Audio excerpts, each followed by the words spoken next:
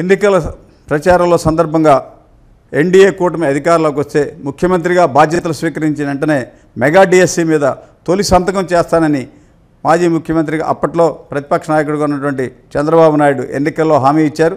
ఆ హామీకి అనుగుణంగా ముఖ్యమంత్రిగా బాధ్యతలు స్వీకరించిన వెంటనే అమరావతి సచివాలయంలో మెగా డిఎస్సి మీద తొలి సంతకం చేసి చంద్రబాబు ఆయన ఇచ్చిన హామీకి అనుగుణంగా అమలు చేయడానికి ఆదేశాలు ఇచ్చారు. ముఖ్యమంత్రి చంద్రబాబు దానికి గ్రీన్ సిగ్నల్ ఇవ్వడంతో రాష్ట్ర వ్యాప్తంగా సుమారు 18,000 ఉపాధ్యాయ పోస్టులు భర్తీ చేయడానికి మెగా డిఎస్సి కార్యక్రమాన్ని ప్రభుత్వం చేపట్టింది.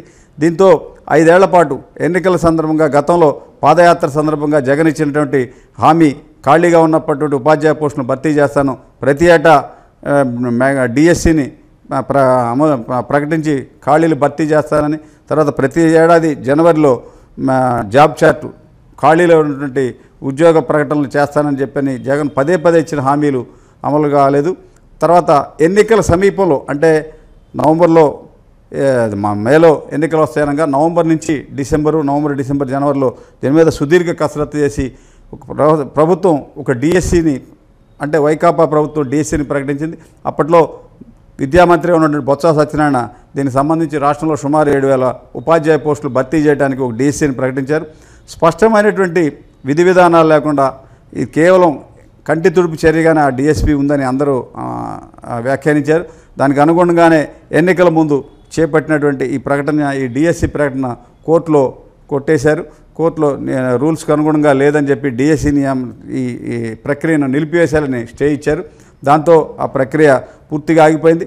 ఎన్నికల్లో కూడా వైకాపా ఓటమికి ఆ డిఎస్సి ప్రకటన ఇటువంటి నిరుద్యోగులను మభ్యపెట్టడానికి చేసినటువంటి కార్యక్రమం అని చెప్పని వెలుగులోకి రావడంతో అప్పట్లో వైకాపా ప్రభుత్వ ఓటమికి డిఎస్సి ప్రకటన కూడా ఒక కారణమైంది.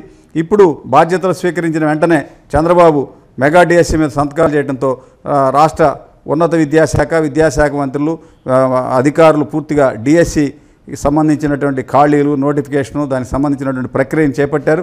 ఇప్పటికే ప్రభుత్వం డిఎస్సి ప్రకటించడం, ముఖ్యమంత్రి మెగా డిఎస్సి మీద సంతకాలు చేయడంతో రాష్ట్ర వ్యాప్తంగా అనేక ప్రాంతాల్లో డిఎస్సి నియామకాల మీద ఉచిత ట్రైనింగ్ సెంటర్లు కొనసాగుతూ ఉన్నాయి. అనేక ప్రాంతాల్లో డిఎస్సి ఎంపికకి సంబంధించి శిక్షణ ఇస్తున్నారు. తెలుగుదేశం పార్టీకి సంబంధించిన తిరువూరు ఎమ్మెల్యే కొలికలపూడి శ్రీనివాస్ నేరుగా ఉచిత కోచింగ్ సెంటర్ను ఏర్పాటు చేశారు. డిఎస్సిలో ఎవరైనా సరే ఫ్రీ కోచింగ్ ఇస్తున్నాం డిఎస్సి అభ్యర్థులకి అని చెప్పి ఆయన ఒక అడుగు ముందుకేసి ప్రకటన చేశాడు.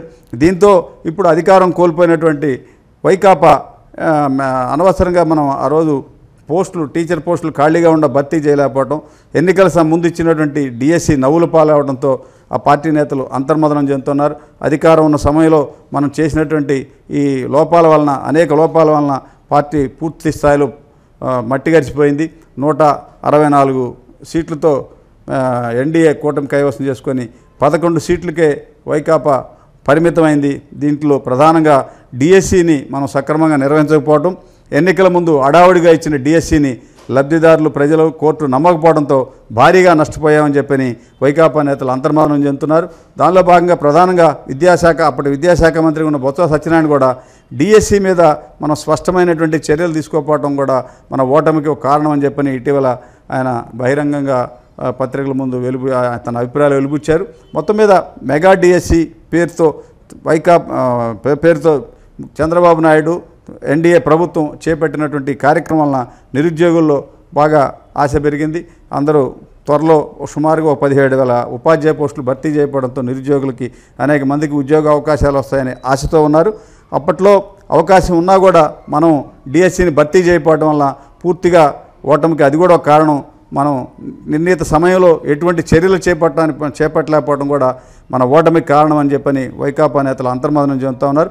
అదే సందర్భంలో ఇప్పుడు ఎన్డీఏ కూటమిలోని 164 మంది శాసనసభ్యులు కూడా మెగా డిఎస్సిని ప్రభుత్వం చేపట్టింది.